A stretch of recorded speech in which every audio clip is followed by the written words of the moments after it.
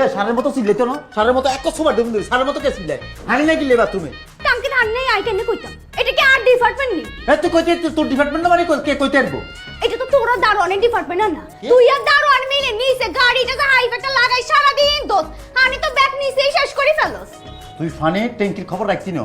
ফানে চাচ্ছি না আচ্ছা তাই না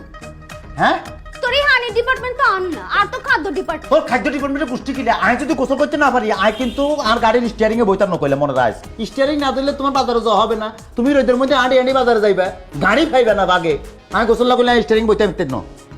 তুই একটা কাম কর কি আর ওয়াসালাইনে ফোন করি হেতাকে বল হেতারা 600 টাকা দিয়ে একটা কাহানি হারাই দেয় এই টাঙ্কির ভিতরে হাম দেয় ফুসকুনি মনে করি হাতে গোসল সারি ফেল তুই আলো মজা লস কেন মস্করা করস আনলো তোরে কইলাম শয়তানে কেরেবাই করে মনে রাখ তুই টাঙ্কি ছাড়বি হানি ছাড়বি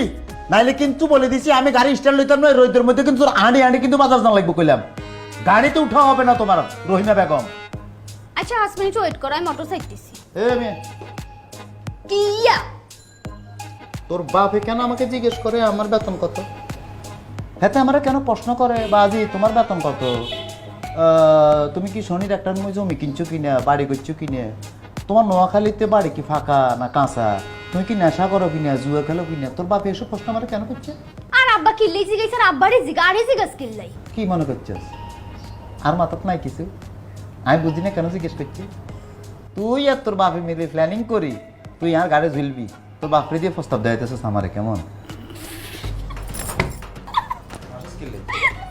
হ্যাঁ গোল হলা আর মতো একটা মাইয়া তোর মতো একটা ড্রাইভারে নিবি